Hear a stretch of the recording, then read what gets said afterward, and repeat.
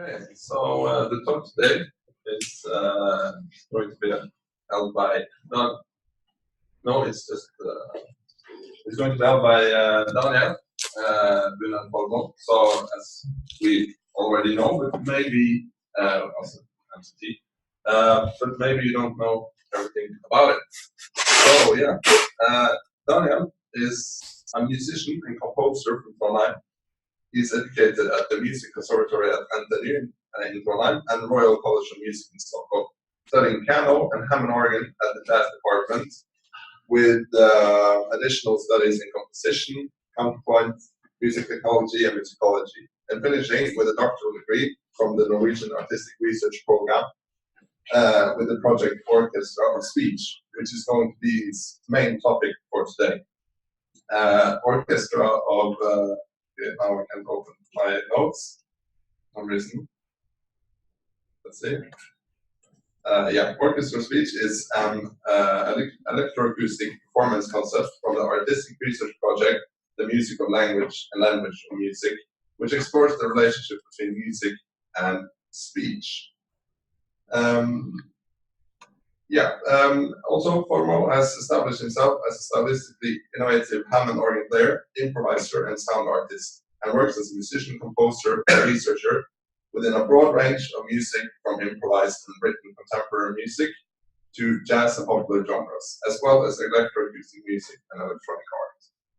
So yeah, give a round of applause to Daniel.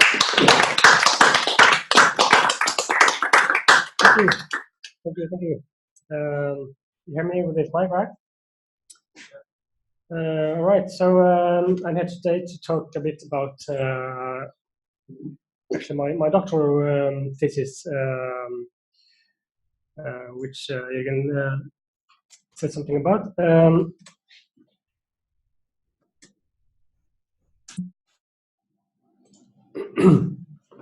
And how in that project I used speech as the material for making music.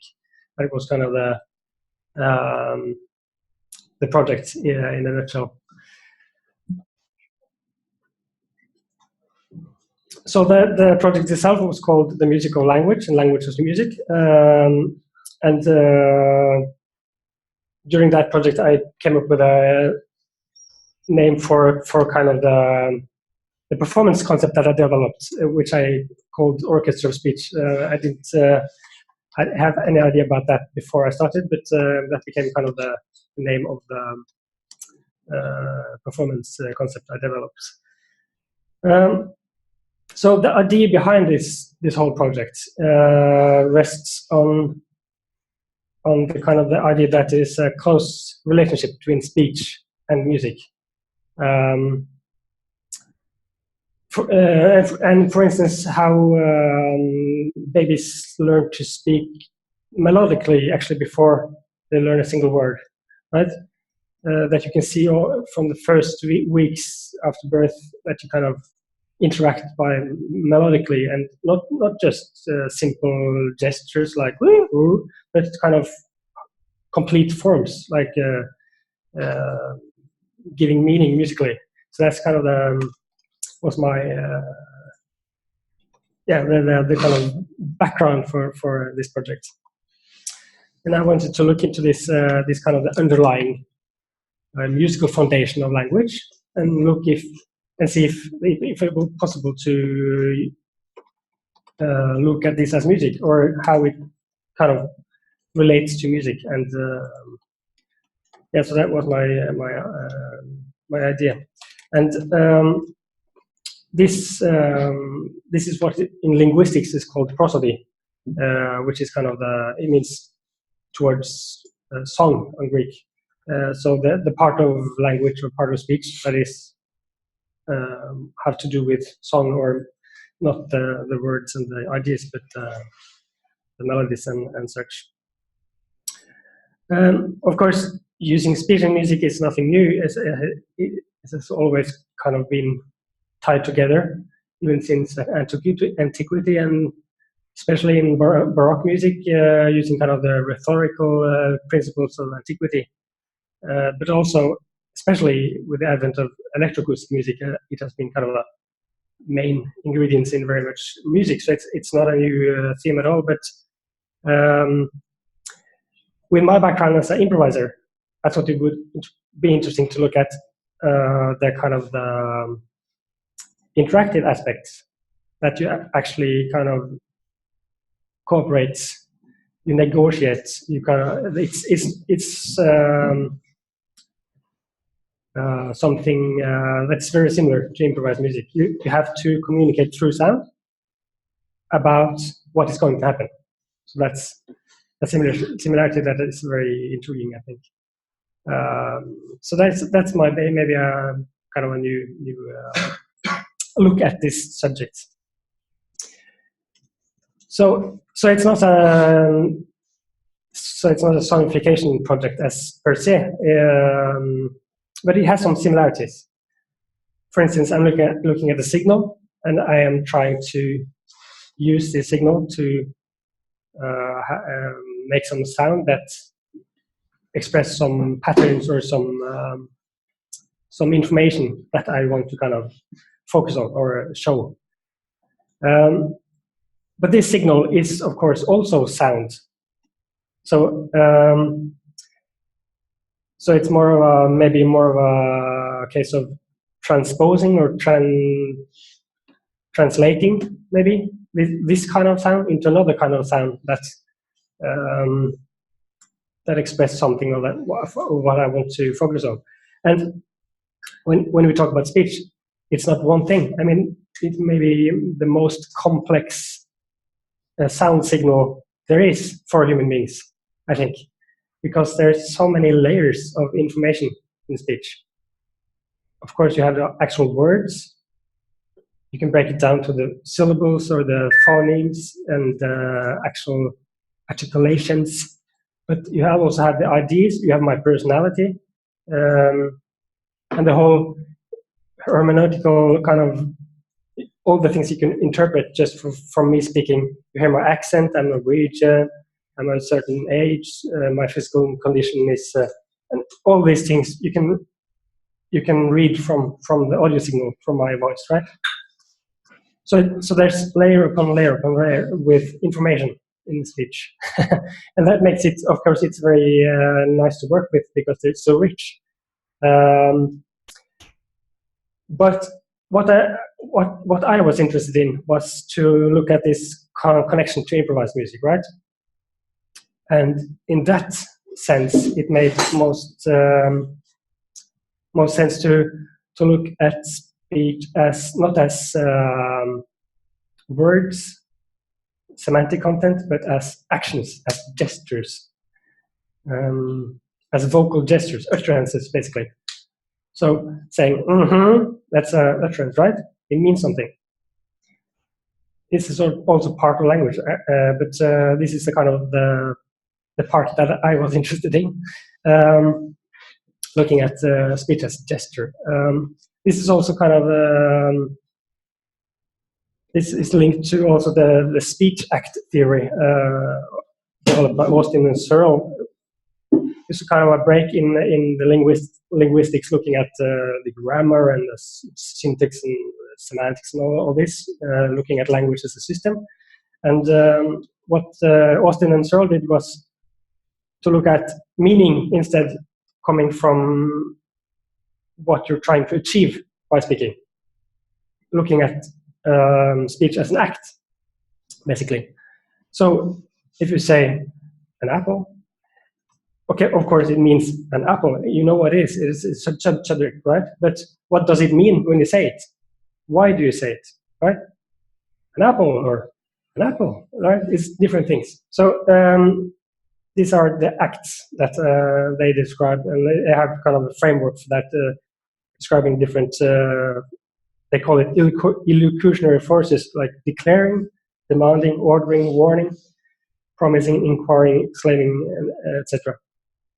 And on the other hand, this is also related to improvisation in music as a dialogue, as a kind of a conversation between instruments, that you have to negotiate development of the music only using musical science, basically, and not using science is also communication in that regard, to not responding. So to look at this meaningful acts or gestures, that was kind of my focus on language.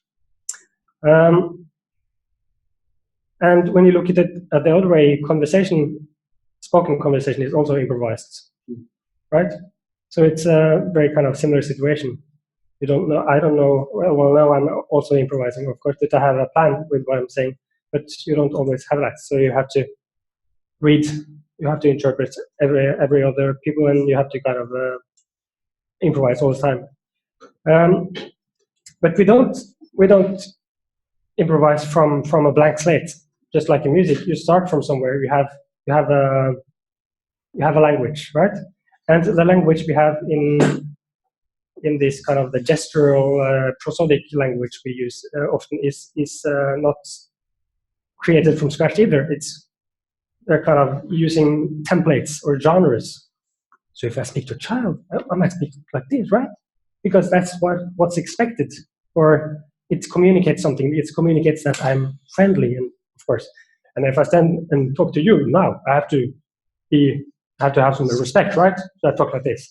So we use these different genres. And this corresponds to kind of social situations or relationships.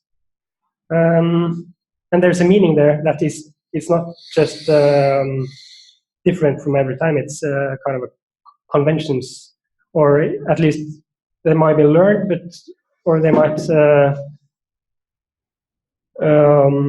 be something more fundamental, kind of basic emotional states that shines through.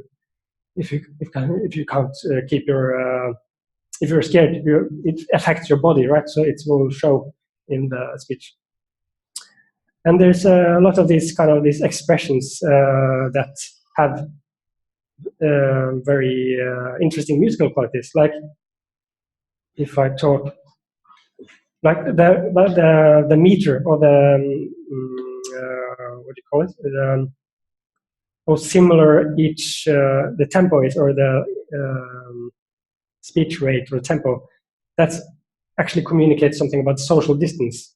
So if a news presenter, for instance, tend to talk like this all the time, I'm just referring to something objective. It's not my opinion. It's just the truth, right? But if I really want to say something personal, it's much more rubato, tempo-wise, right? So there's all these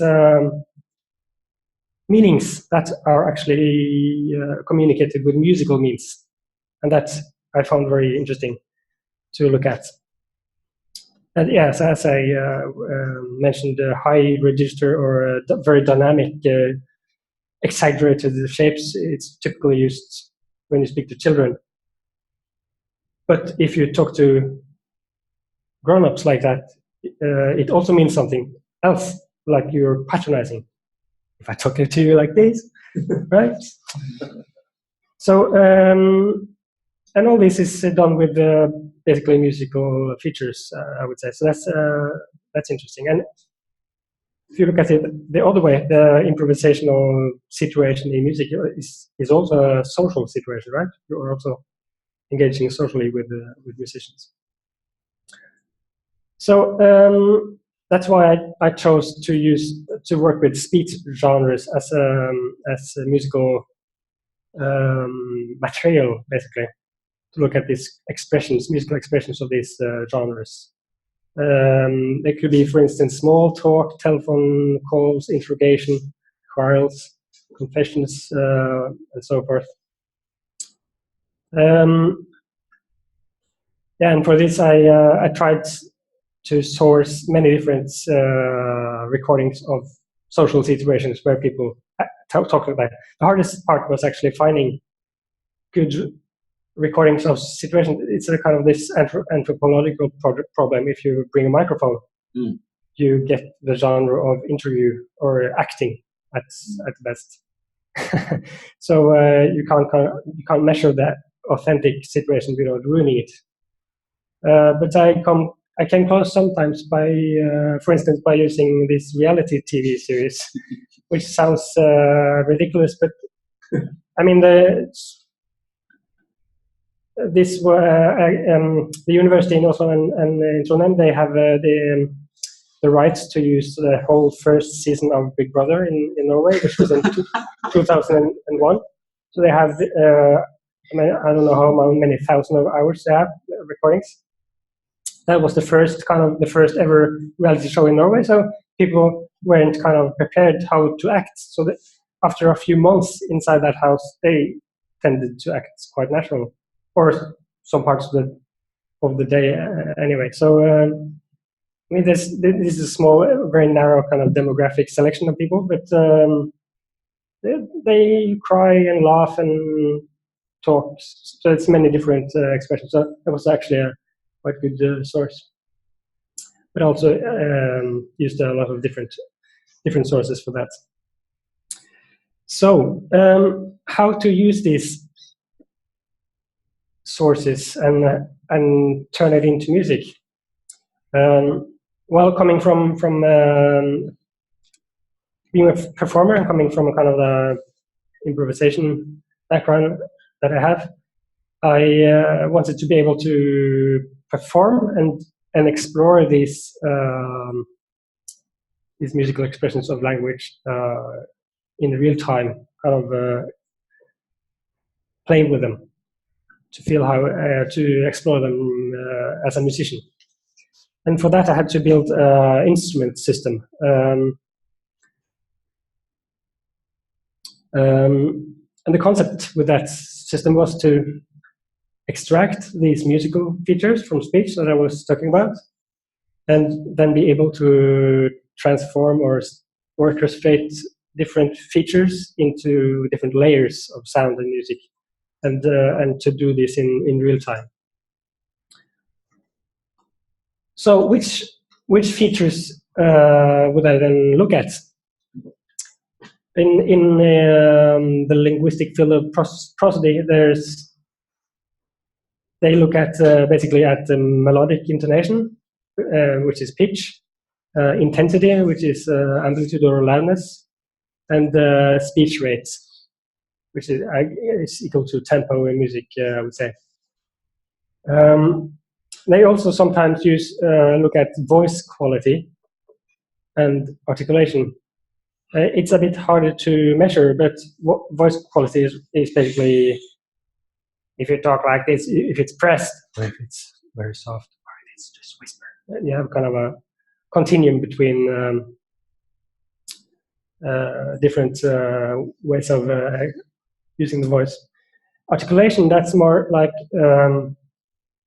it's also a bit harder to measure, but it basically says something about how articulated your vowels are.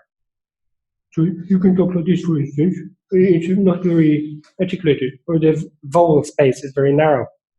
Or you can talk like this, and this is a dimension that you use for not necessarily all the time, but it's part of the expression, right? So these are the kind of the main features that linguists typically analyze.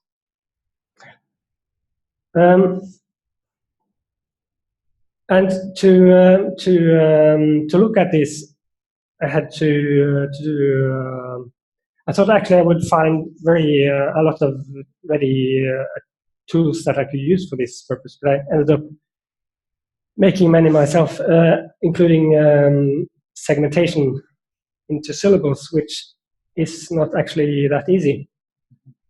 It's a thing that we do perceptually. We hear, like you can hear every syllable that I say. It's what we do. But if you look at a audio signal, it's not that easy actually. Syllables are basically vowels, right? Some languages like Russian also have syllables without vowels, but they usually have voiced consonant instead, like v or z or r. But I somehow managed to do that, and but you have also other kinds of ways to segment stream of speech, and you can segment it into stressed syllables, like that's a level of segmentation, into accent or longer phrases, and you can of course use the pauses between as a kind of a segment of its own. And with kind of these segments, syllables, basically as a minimal unit, it's then quite easy to analyze the other kind of descriptors like pitch and slope, if it's going up or down, amplitude and different spectra. Voice quality is, as I said, is not that easy to analyze, but it can be approximated, for instance, by looking at harmonic slope, which is looking at all the harmonics, and if the spectrum slopes downwards, or if it's more flat, or even upwards. If it's like really pressed, then the fundamental is quite low and the overtones are high. So you can look at it like that. Tempo, of course, it's also quite easy when you have a minimal unit like a syllable to look at.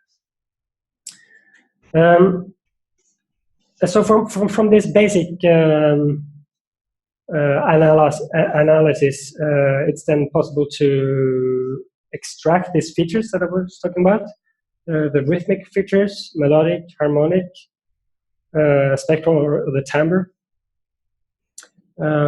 This is just a example of segmentation into vowels.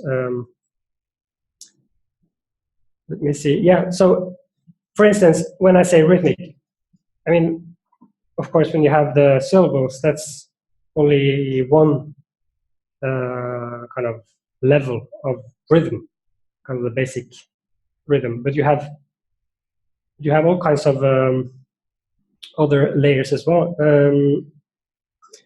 If maybe I could try to show you.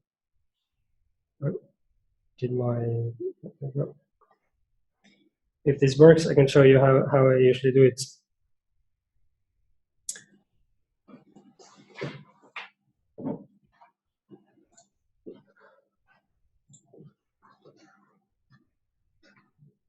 Let's see.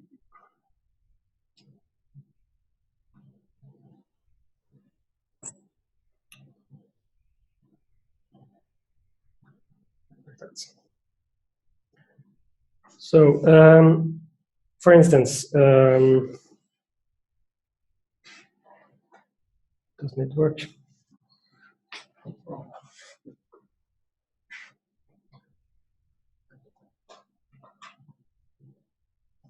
All right, so this doesn't work anymore. But if I, for instance,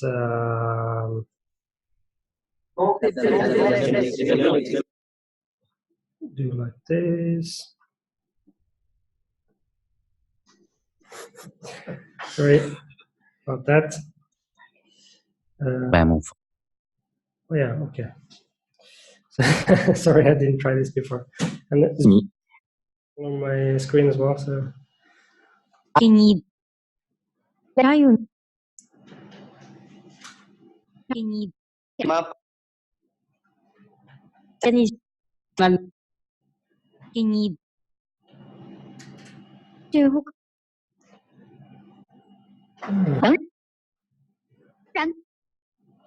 yeah, sorry. Ayuda al tratamiento con otras inmunoterapias. Yeah, so sorry about that. So I will just show you how to kind of extract some different rhythmic layers from a basic speech recording.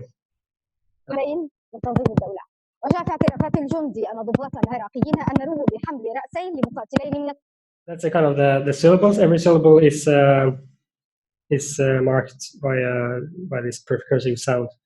But I can also use only the stressed syllables instead. That's a different rhythmic layer. まず今夜は九州や中国地方、それに沖縄で雨足が強まりそうです。九州南部では1時間に50ミリ以上の非常に激しい雨が降る恐れがあります。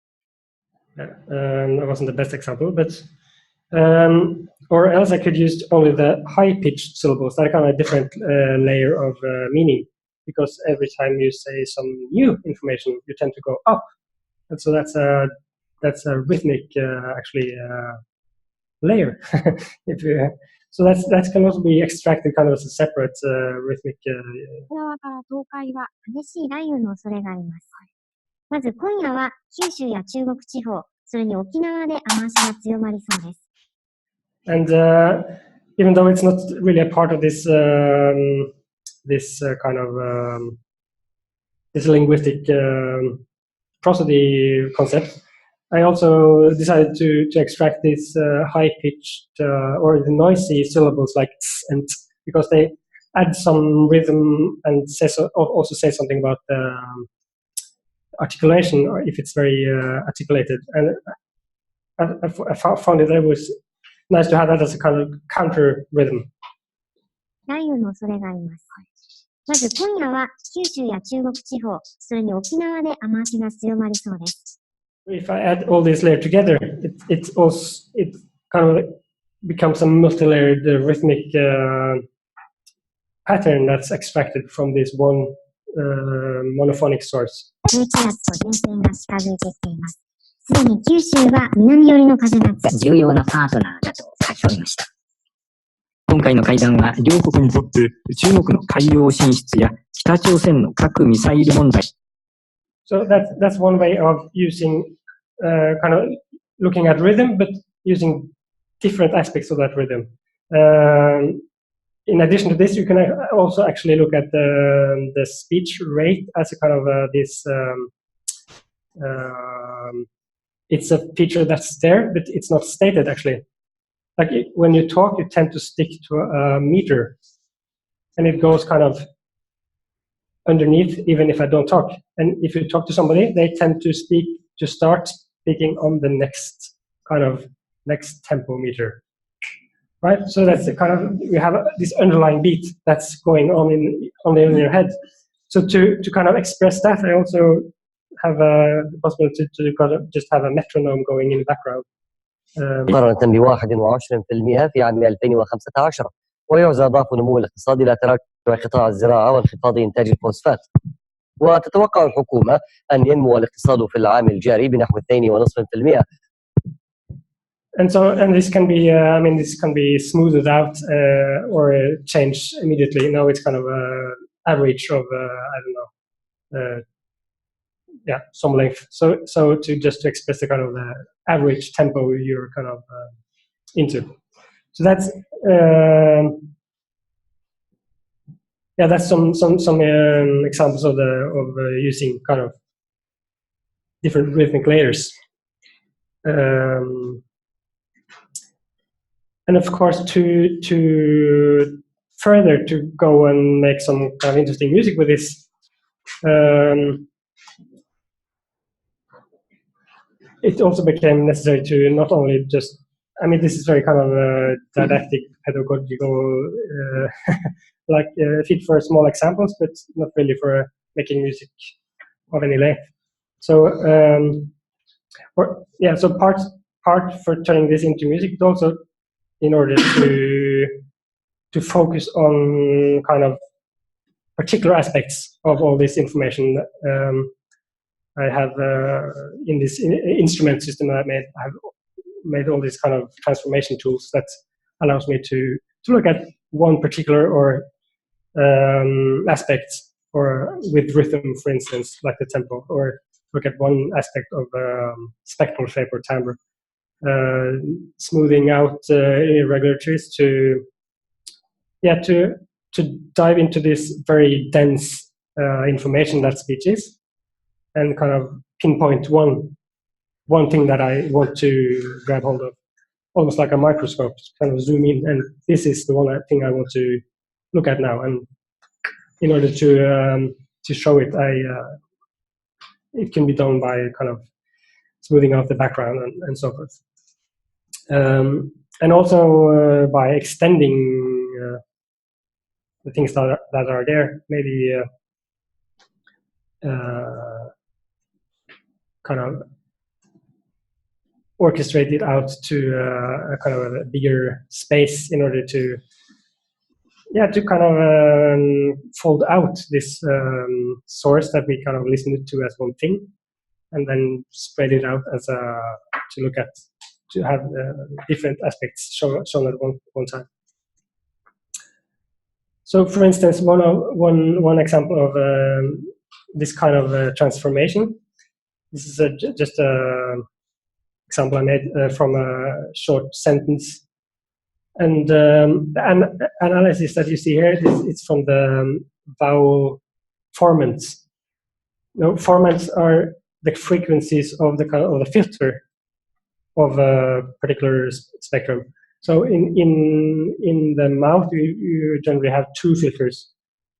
You can move your tongue up and down, like ah, ya, ya, and you can move your mouth, narrow it or open it up. Wah, wah, wah. And with those two filters, you can make all the vowels. You have yow. So that's all the vowels using those two filters. But of course, you have you have several formats of that as well.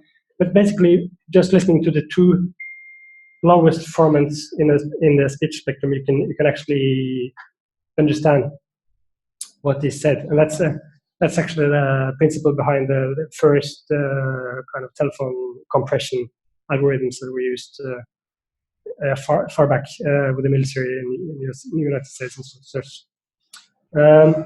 And so this is a kind of example of a musical transformation from speech recording and then analyzing the formant spectrum, and then kind of abstracting it more and more into a musical pattern that still is related or actually based directly on the source. So it goes like this. And at last the north wind gave up the attempt. That's the kind of how it sounds without transformation. And at last the north wind gave up the attempt. And at last the north wind gave up the attempt. And at last the north wind gave up the attempt.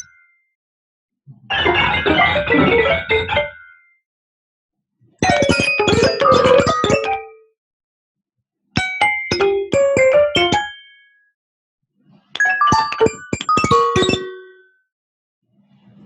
So the last one there was after kind of just using the average formant pitches as chords, basically. Then going one step further and arpeggiating those chords again.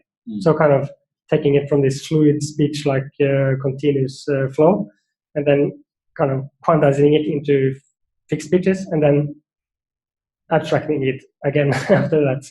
But I mean, the gesture is still there, right?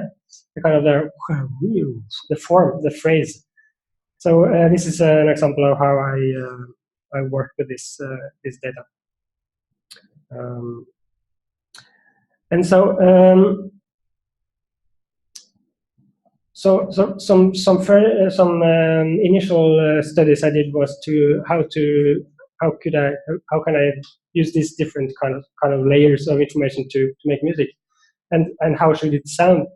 Of course, it's very easy to work with MIDI, so that was. And at last the north wind. Right. So an early study I did was with a MIDI-enabled pipe organ that we have here on the university, using 3 different kind of instances of this analyzing software that I had, and at the same time, and making them kind of focusing on different aspects of the same speech stream, instrumenting out to different registers on the organ. Just I won't play all this, but I can play a little clip so you.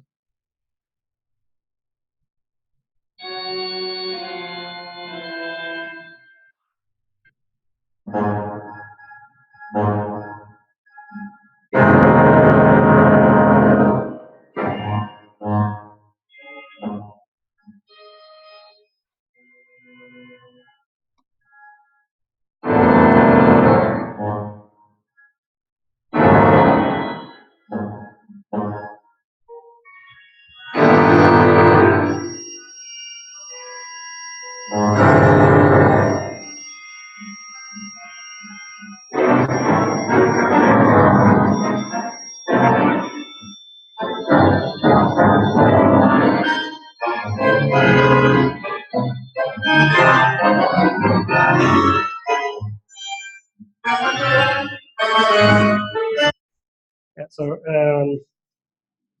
just a short clip from a longer performance where I sit there and improvise, not on the organ, but beside the organ from the computer, just kind of translating different aspects on the fly. So, but one reason that I used this organ for testing was that I wasn't kind of, I mean, coming from playing the piano and organ, I wasn't kind of in my right environment only with these very electronic sounds that I used initially to sonify these these shapes and structures that I analyzed. I mean, it was interesting, but it kind of didn't feel right in the setting I was trying to use it in a performance setting. So to find a way of turning this into sound that I could really that could really fit into this performance setting I wanted to have, I had to find something else. And yeah, one thing I did was to look at to use transducers to kind of merge this gap between electronic sounds and acoustic sounds that I didn't feel kind of was right. So this is a short, just how I tested some initial setups in the studio.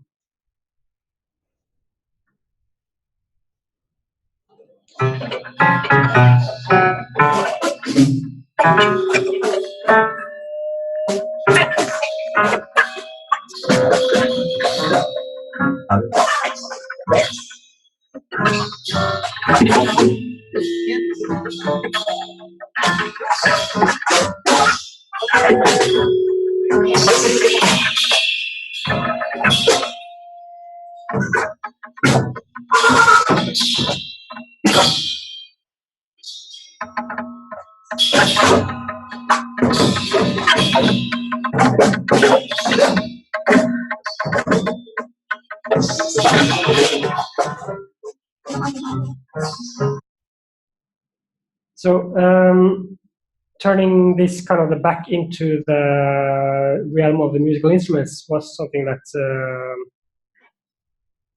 I really felt made the bridge between these two worlds in my head, the kind of the speech sounds and the analyzed, very clinical sounds that I used first.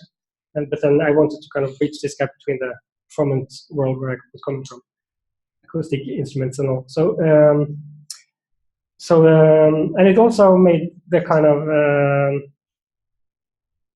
only by playing speech sounds through a drum, for instance, takes the focus away from the speech as a.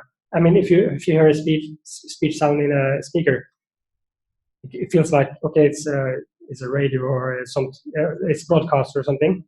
But if you hear it through a drum, you hear, oh, it's an acoustic instrument with some strange noise in it. So it automatically kind of sets the framework of music, the perceptive kind of framework. This is music. It's already established. So that's why I followed up this idea and developed a whole orchestra of different instruments and set up with different sounds based on these acoustic instruments, and then to work with the continuum between these electrical or electronic sounds and the recorded speech sounds and the acoustic sounds became a kind of a part of the project. And just to give an example of how this was used, this is a short example from it's a speech genre. It's a kind of a very dignified speech genre of I think it's a state of head giving a speech to his the inhabitants of its country. Very kind of very solemn and long pauses.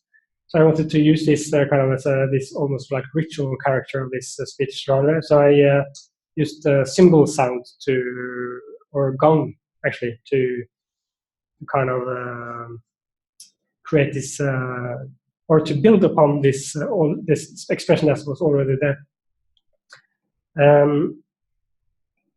And in addition to that, I used the long pauses between the phrases. I extended those pauses and filled them with a kind of the after image of the phrase. So after each phrase, which is played back through a gong, there is a kind of a arpeggio going through all the other symbols, which is based on the timbre or the partials of the phrase that has been before, as a kind of showing the negative space as the pause as a thing, and also kind of making an afterthought of what he just said. That's just a short clip from our performance.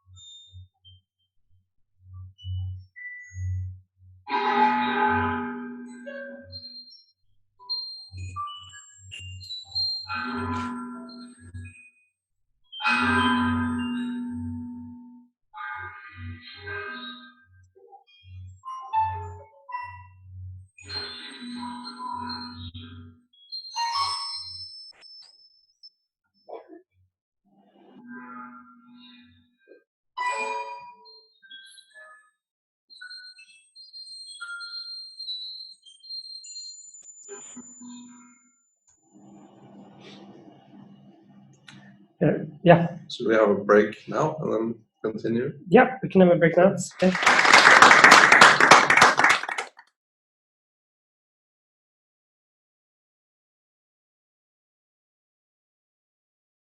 Yeah, it was a very interesting first half, so I'm looking forward to the next.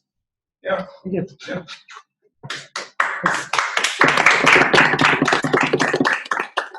Are you changing the theme slightly? What? The theme of the presentation? I will talk a bit about sound, but it's connected, right? Okay, because I have a question from the last. Okay, yeah.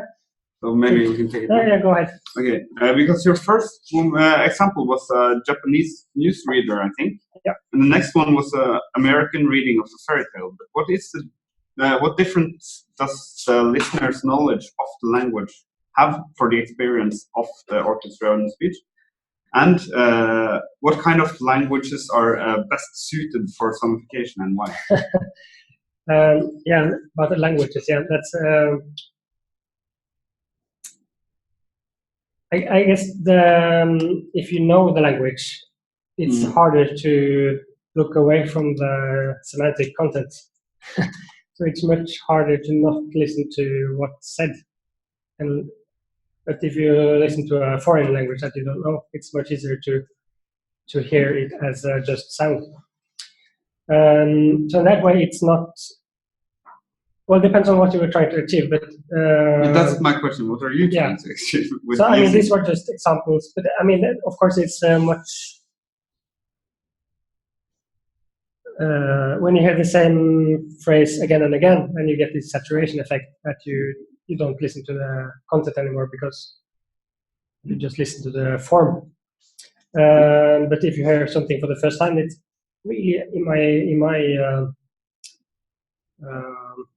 experience, it's very hard to look away from the topic and the words and the ideas. That's so. But I tend to use all kinds of different languages, and of course they are different. And dialects are different, languages are different. But from the perspective that I was looking at these kind of these genres, I was actually surprised at how similar they are in different languages. If, like the first example, this chart of can you just repeat the genres? Yeah, so like baby talk, for instance, if you talk to a child, you do that the same in Turkish or in Chinese or in Arabic. It's a way of speaking that's similar. So in that sense, you have cultural differences, of course, and we tend to maybe accentuate them when thinking of this stereotypical, Spanish people talk like it all the time, right? But you don't do that. But that's how I think of Spanish, right? Yeah. And maybe people think that Arabs shout all the time, but they don't do that. It might be a cultural stereotype that we have. Yes. Can I just a little bit of an anecdote there? When I was in Africa, there was so many children coming up, and they were ching chang to me. Yeah. And I asked them, why are they doing that? Because this is how we stereotype Asian languages. Yeah. And they said, well, they think you kind of sound like that. Yeah. And I think I sound like round and no. And the adults also, it's Norwegian. It was really weird. Yeah. So of course this is a phenomenon. So I mean we experience it. So it's not that it's not there. But when I dug into this, I found that the similarities are actually more. It's very much more similar than I thought at first. So and also I didn't plan to focus on the differences. So I kind of. And I have this, for instance, I have this telephone archive which is used for linguistic studies, and that's from many different languages. And I've been listening to it for hours and hours. I think it sounds very much the same. It's a genre. You kind of get into this no matter how. I mean, some languages have more kind of percussive. What kind of is this a collection of many languages? Yeah, like from all of them. So short answer, all are interesting. I think in this regard. Question. I mean, there are like a couple of stuff. It's related to the first part, so I was just wondering. I mean, first of all, you just mentioned like pitches. I mean, going high, and you just took those high points and turned them into rhythms. Yeah.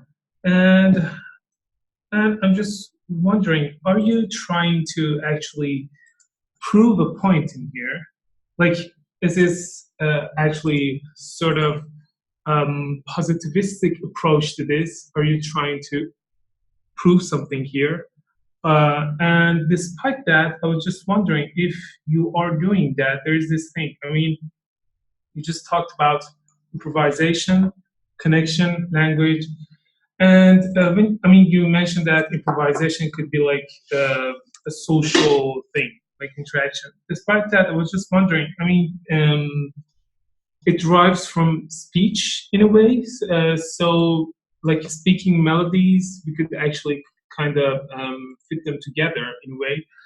How much this creative process in this improvisation then could be kind of, I'm not, this is the right choice of word, but how much could this creative process could be authentic, and we're not actually reproducing the already familiar linguistic structures, reproduction of it in the improvisation.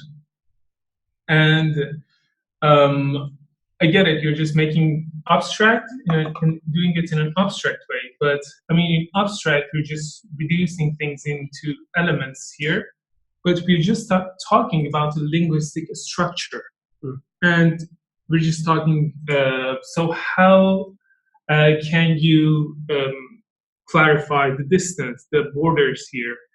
And also, there is, Yeah. Okay. So the first thing about, for instance, this high pitches, this phenomenon of kind of focusing on that. That was just looking into the linguistic literature on what do they see as significant. What do they analyze when they kind of see what is significant in this discussion? What's going on? And so I was just using that knowledge to extract these features that I know already they have seen. These are used as for conveying information in conversation. So it's not to prove a point. It's just to kind of to pull it apart in a way and see different elements each by themselves and look at see them in a new light, so to speak. Like because you just talked about rhythm. You Yeah. just mentioned after that, you just said we have rhythm. So this actually leads to the understanding that we have rhythm. So it's just like a sort of conclusion. You just start from there and get to the conclusion that we have the rhythm.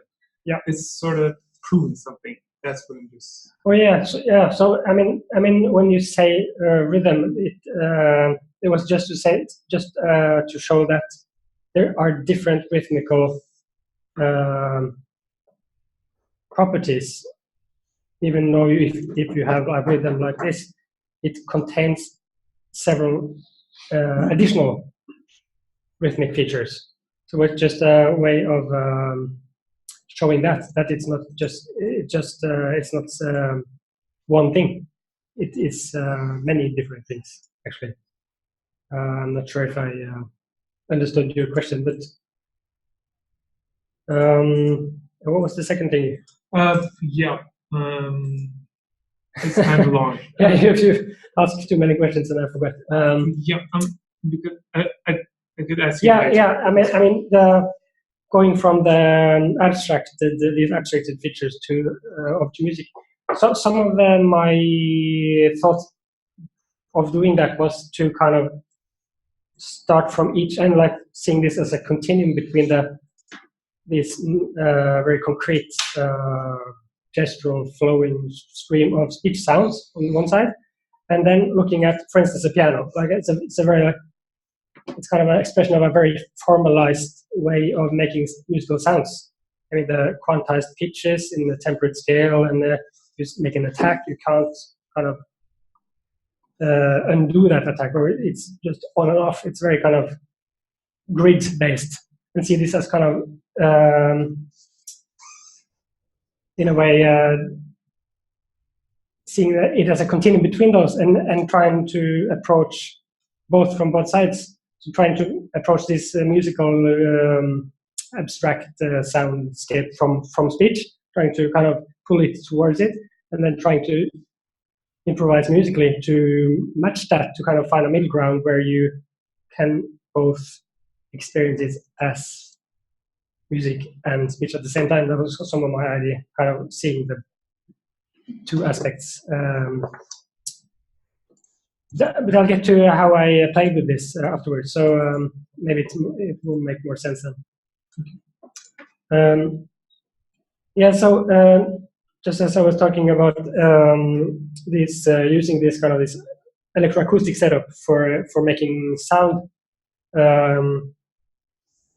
that actually brought a whole new aspect into it as well, because as I mentioned, this sound itself has a meaning or a connotation or associations.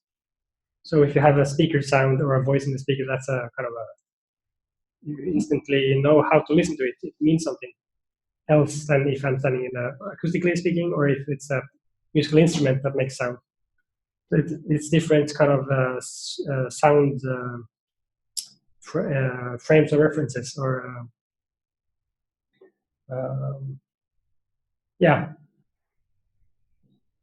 and also I found that it was a nice way of embodying these recorded voices that I was using, or these sounds from voices, kind of embodying them into objects and making them kind of into something more concrete.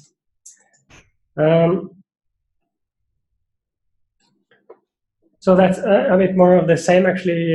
Just some more examples of how I then, having established this kind of this sound world with this hybrid electric acoustic setup and these analysis tools.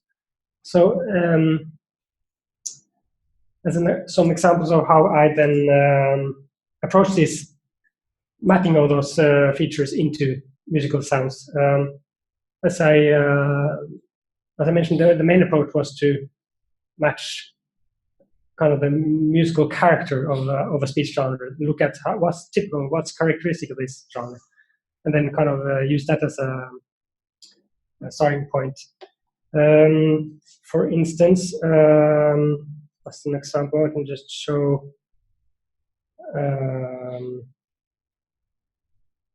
a short. This is from a very, it's from a kind of intimate dialogue where it's very thoughtful, very sparse. You don't have to say anything all the time because it's thoughtful. And I try to use that feeling or that character to establish a soundscape that matched that, and then using sounds that match these characteristics for that genre. So it sounds like this.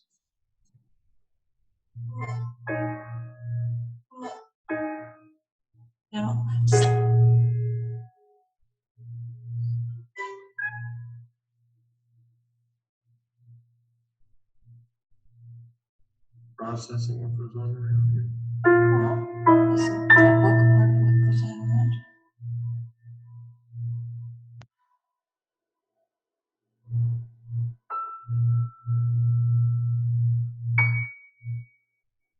Reiterating.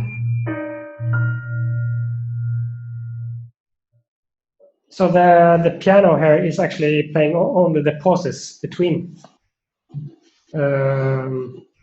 negative space, kind of between the phrases, but the chords in those pauses are based on the vowels or the formants of of that speaker. So that's an example of how to find a set of sounds that kind of matches these characteristics that I'm trying to express. Also, this drone that was lying there is also drawn from some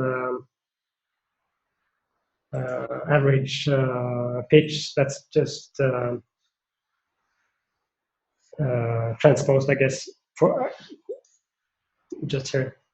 Another example,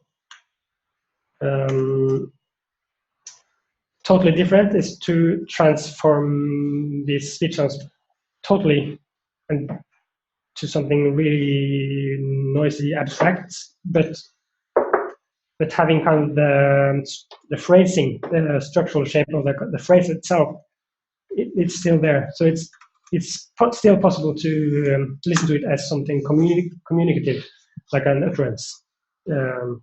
Sounds like this, if I can find it.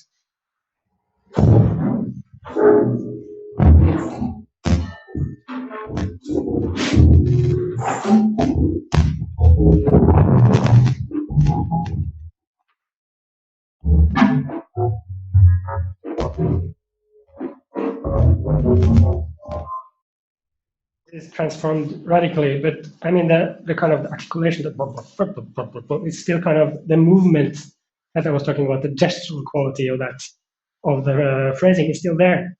So it's still, I mean, in this framework of using speech to make music, it's still possible to appreciate that. So another totally different example is to not look at the phrasing at all, just look at the timbre of certain voices, look at the spectral shapes, and just kind of freeze it in time to make these stretched out choral patterns almost.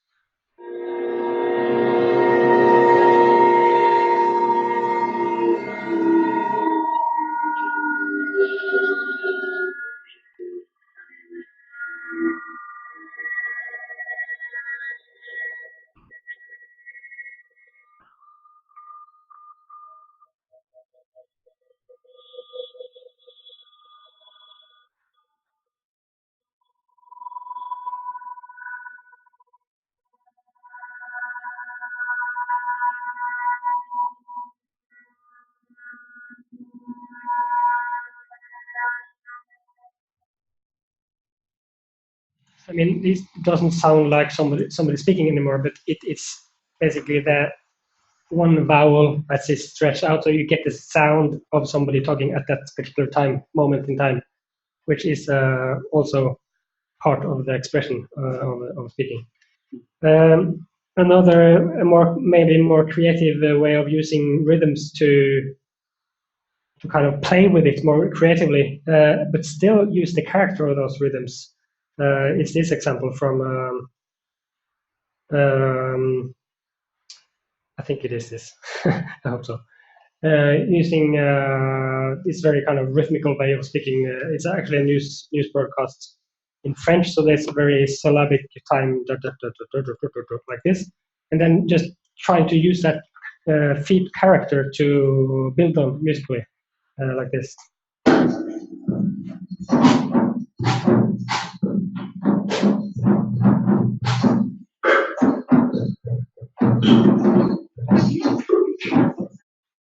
Here you also have the average tempo as a kind of counter rhythm, which the dynamically changing rhythm is kind of playing against. So you have both the kind of underlying tempo and the actual rhythm going at the same time.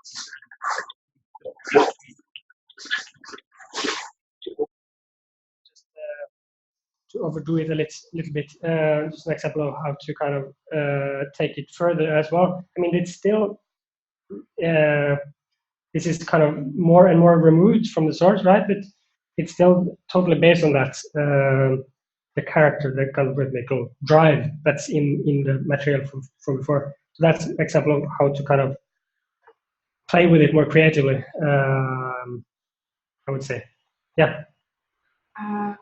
You said that before humans could speech, they could make sound, communicate to sound or melodies.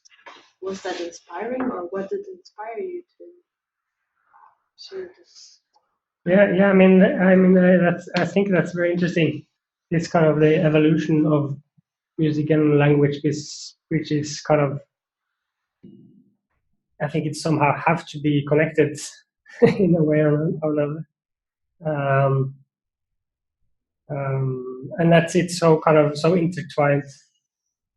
Still, I mean, even if it's not, I mean, with a visual cultural focus and the writing, of course, We tend to focus on language only as words.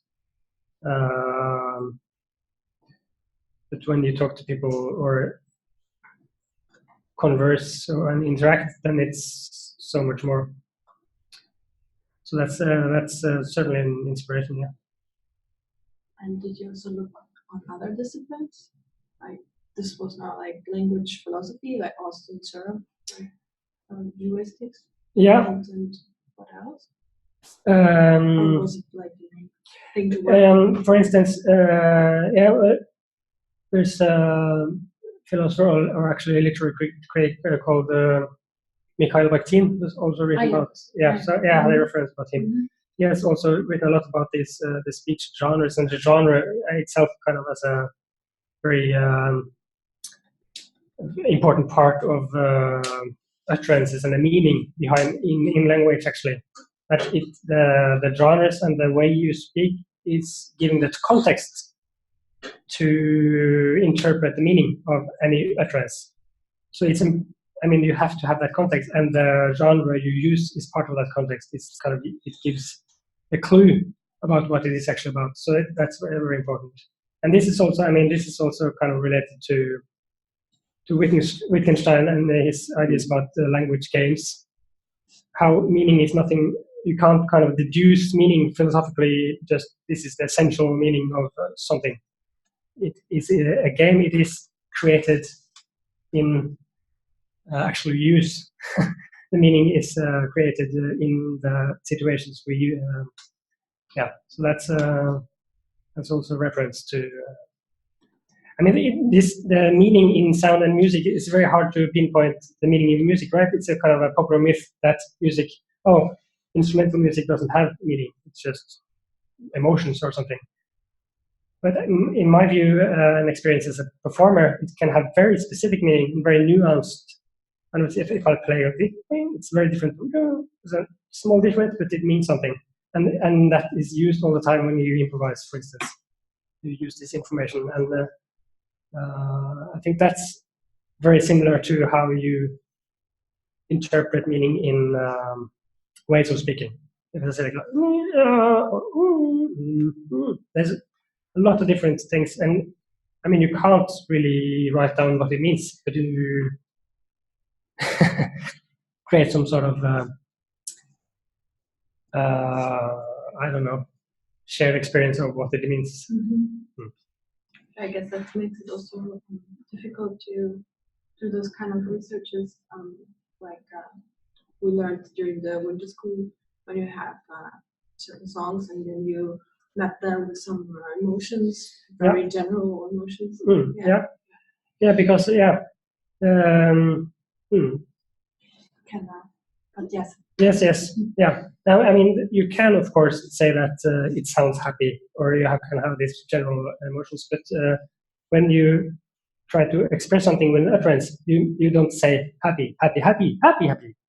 There's more, of course. It can sound happy, and the general emotion is happy, but it has also all sorts of different meanings. It can mean that I want to say something to you, but I don't want anybody else to talk. But all these kinds of interactive meanings as well, which are really interesting. And of course, all these, I can't take one and each of these things, and that was not my interest either, to kind of, isolate this, now I have isolated this, and all these are kind of part here of what I'm doing. So when it comes to artistic use of this, that's actually what I do artistically. I try to relate to these meanings musically. Basically, that's the kind of working because that's the only thing that makes sense in that regard. For me, at least. Your project, you take language and make it into like percussion. Is it possible to do the other way around, to take percussion, like a solo drum performance in jazz, and derive specific meanings from it in some way? I think it could be very interesting to do that. And I have some ideas for how to do it as well. But I haven't done it in this project. Yeah. But if you have, for instance, if you have a lot of different recordings of different phrasing, then you could look that up. Look up this phrasing, this drum phrasing. Look it up in some language and extract some example of what it might mean or what it's. Yeah, so it's certainly possible to. I mean then it's much more kind of by association.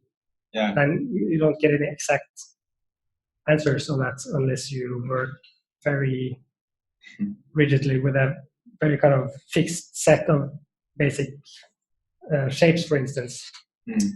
I mean, they all back in the day, composers also did like this, have a catalog of motifs. This means, especially in the Baroque, German Baroque era, like this, the minor third means this, and they had all kinds of. But these were more like conventions, I think. It became a language in itself when people every composer had read this book, that they could read each other's scripts, like, okay, he uses that, that's phrasing, that means that, and so forth. Yeah, but that's something else. And Shane, you said the question. Yeah, like when you perform live, which kind of parameters do you play? So because depending on the type of the speech, so I think it may vary, like which parameters you want to perform with. So how do you go about that?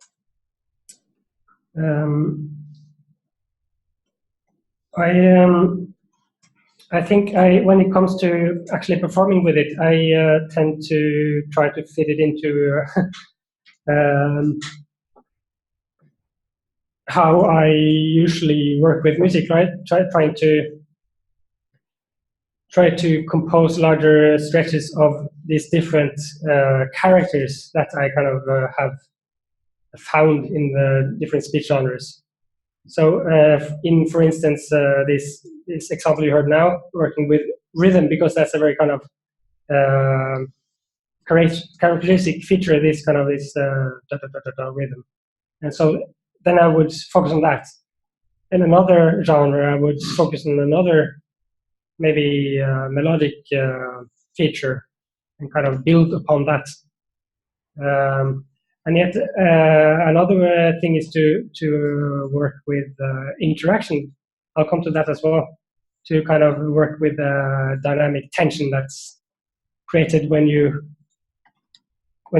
are interacting with something. Yeah. So yeah, Sam. Yeah, hi Daniel. Earlier when you turned the speech into chords, it kind of reminded me of birdsong. So I was sort of thinking about your research. Do you think it has any, is there any sort of findings from it that maybe could relate to animal communication, or is there anything sort of relate with these two? I think there's a deep kind of biological foundation that this whole or kind of faculty for experiencing vocal utterances. It's shared with animals, right? We are not the only species making sounds to express ourselves, right? So this deep down there's this biological foundation, reading other creatures from the sounds they make, because we can kind of recreate the sensation of making that sound, I guess, in a way. Like that's the basic feature of empathy. You can kind of you know what that sounds mean because you know what it feels when you make that sound. So if you speak like this, then you know how it feels because you have felt that way yourself. So that's a kind of way of reading sounds as a marker for states in your body, emotional states, if you want. And I think that can be extended to.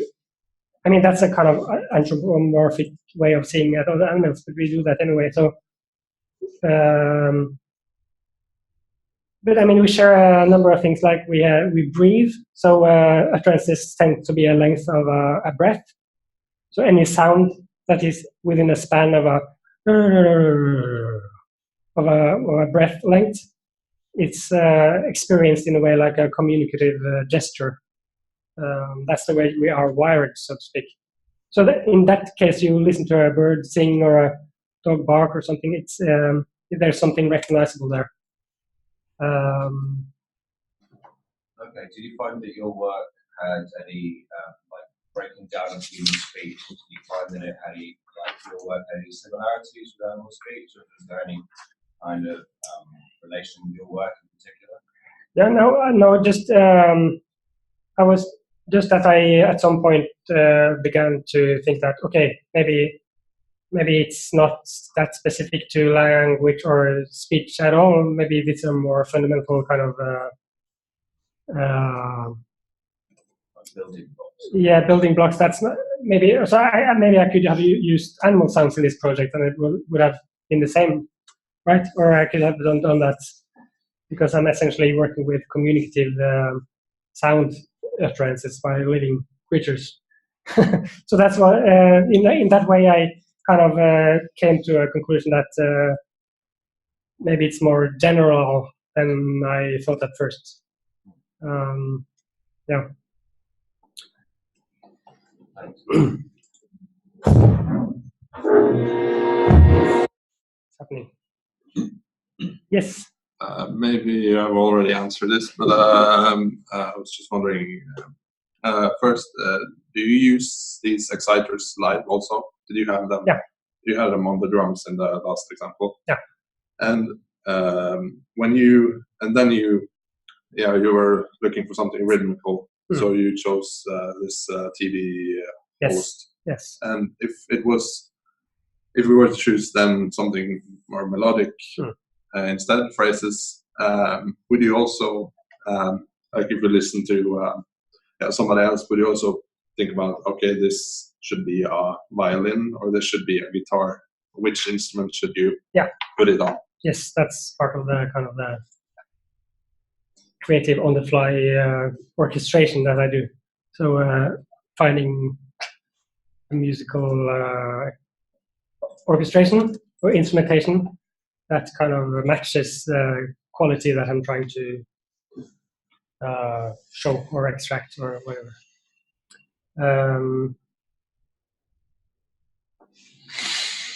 But you prepare that beforehand, like this speech. So the way I work with it like I when I improvise, I don't pull things up from a black hat. I have kind of a repertoire of ideas, right, which I want to work with. So I have many different sets of sound recordings that are kind of grouped into genres. So I can call up, okay, now I want some really angry quarrels. So I can bring it up with one button, and then I know that I want to have these kind of sounds, and I can just pull up a few faders, and I know that it will sound like that because I have done it before. So I have this kind of whole repertoire of possibilities, musical possibilities. So that's how I work with it. And I've kind of, in my rehearsal space, I've gone through all these kind of very finding sounds that matches. But the thrill of improvising, of course, is finding something new that you haven't done before. So sometimes I stumble upon new sounds and new combinations that, oh, you can do this as well. Even if this is maybe this kind of genre, I can use this kind of sound and it actually makes sense new. Yeah. So, or if that wasn't the case, it wouldn't make sense to improvise. I could just have done it in my studio and make much more kind of finished pieces of music. So we're nearing the end of the timer. Maybe we should just have questions instead of going further. Yeah. Yeah. Eric? It's about aesthetics of voice and its relation to harmony. So there's a lot of jazz transcriptions of public speeches on YouTube. Yeah. Like the one on Trump. probably everyone has seen it. Those transcriptions end up being very atonal and almost sonically reminiscent of Schoenberg and Webern. But what role does harmony and melody have aesthetically in the orchestra of speech? And does tonality have a meaning-bearing effect in your project? Well, I also actually sometimes I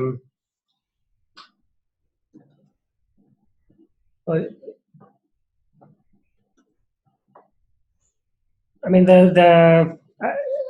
since I see this whole kind of continuum between this kind of the free-flowing streams of speech and the more fixed kind of, if you want the formalized, my image of formalized Western music, basically on the piano, kind of chords and tonality and all. So I try to work with the whole continuum, right? So the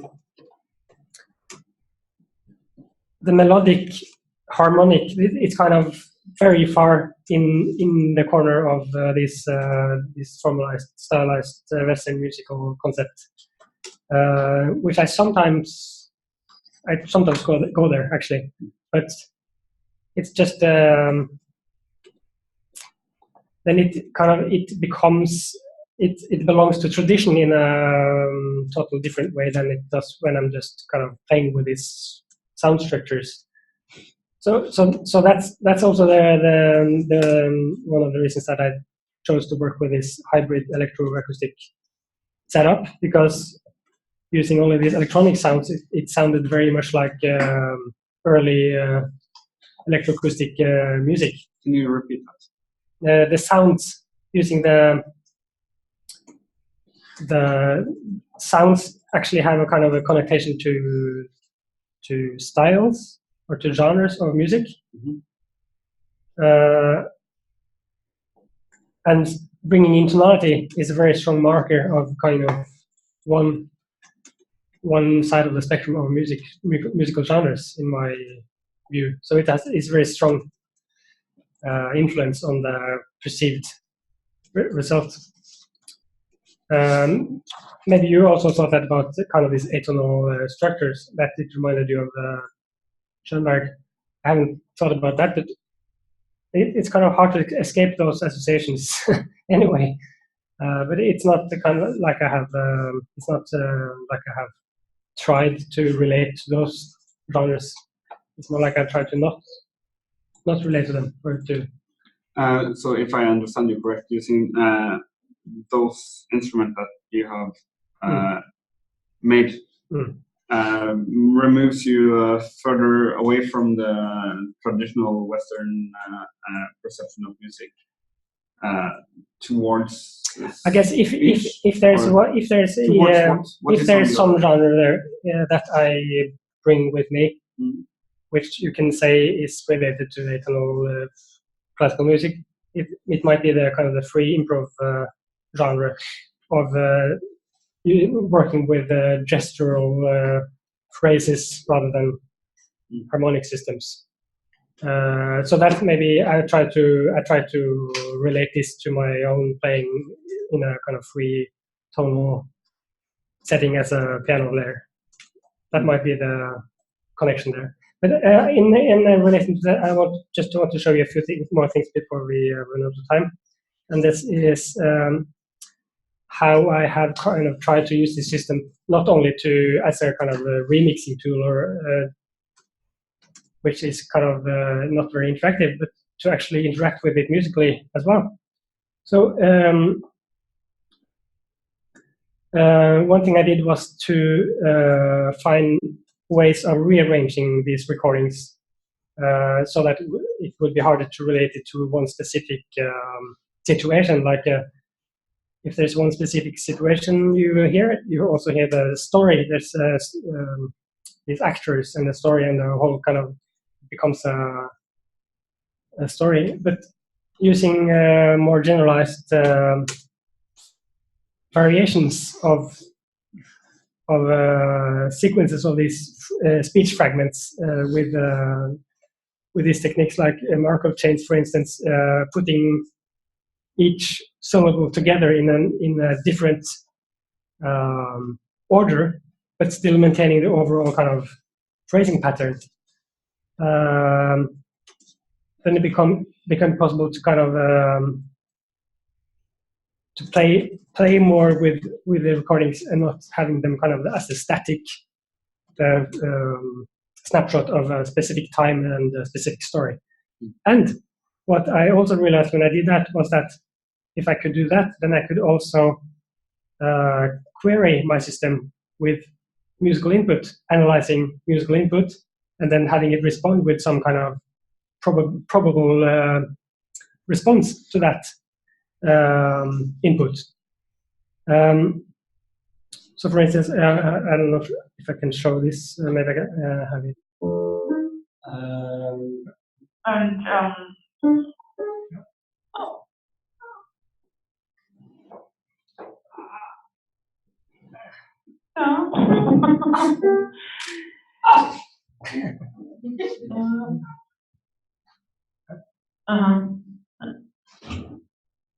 Yes, just very short. This is the sounds that are playing are generated as responses to my input on the piano and the microphone. Oh, okay. So I play something, and it will respond with a statistically probable continuation of that. And that's that's very interesting from my improvisational point of view. When you don't know, you know it, you will have some response, but you don't know what kind of response. And the funny thing is that of course you interpret that even if you know it's a recording, it's not kind of some real person, and it's kind of you get this feeling of communication. That's kind of you are expecting something to happen, and then you're surprised, but 0 minutes. So then here is the continuation of that idea, which I did for a sound installation, connected this system to a telephone and making kind of this total metaphorical dialogue between speech and music.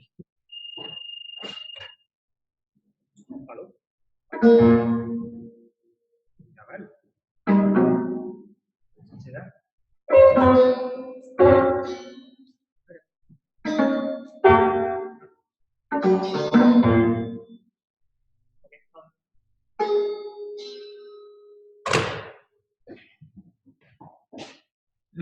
Yeah, so I have time for.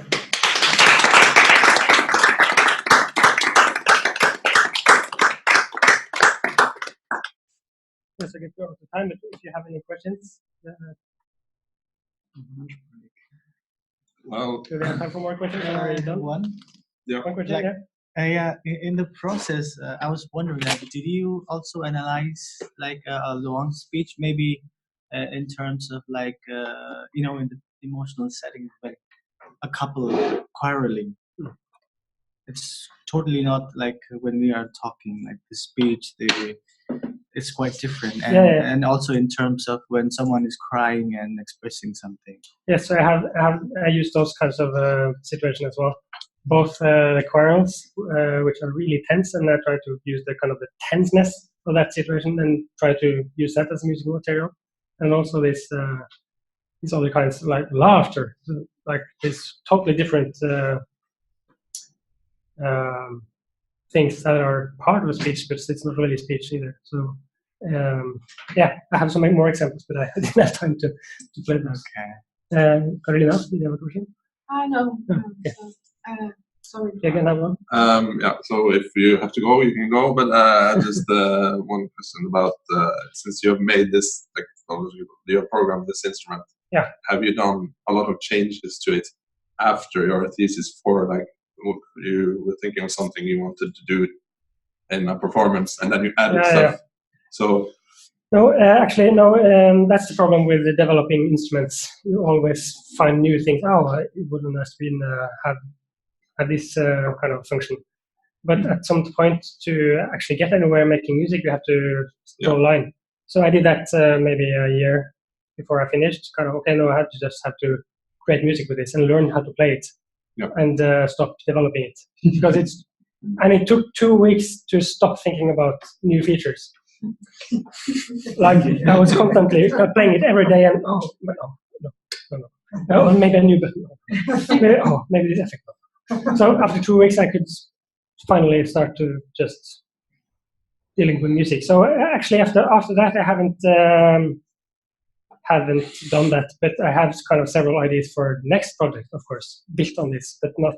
I mean, this system works as it is, and I have learned how to play it, and that itself is kind of a good way to leave it like that. Is it available for? Yeah, we can download it from my website. Yeah. It's a max patch, basically. Yeah. Orchestral speech. Just need to install some libraries from Ercam, or else you can just use Max. Did you have experience with Max before? Yes, I have used Max a bit. Not a lot, I would say, but I had some kind of basic knowledge. Yeah. What kind of software were you using? You said analyzing software for speech. Yeah, no, there's. I mean, I used some. I basically created in Max the analysis that I could find kind of descriptions of elsewhere. So I mean, it would probably have been much easier if I were better to program in other languages, but to I know, it just sounded like there was some. yeah, no. I tried to find. I thought that I would find some ready-made software that I could use, but I didn't find that for this specific purpose. So I had to kind of recreate everything from the ground. I was just wondering the thing that you just played something and there was this answer basically in speech. Was it through this Max patch that you're talking about, right? Yeah. And could you please just go through it really quick? How, from technical aspects, how did it work? How did it define what sort of sound from what archive it should play? Yeah. So basically, I can choose different archives. Like here, I have a whole different set of many different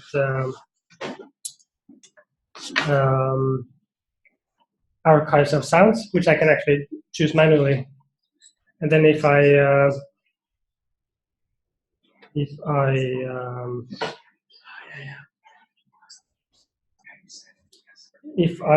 say that, okay, I want to query this library of sounds now and find something that is a plausible answer to this, then I can just say hello. No, it didn't work. Yeah, it should. I mean, it's just looking at it's analyzing the input basically, and looking at the pitches and the rhythms and the length, phrase length and all, and then looking at in the database of these recordings and looking at finding something similar and then proposing a continuation of that based on the statistical patterns. Okay, yeah.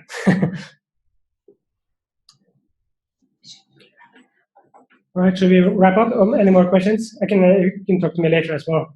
Of course, yeah. I'm around. Thanks. Okay, thank you. Thank you.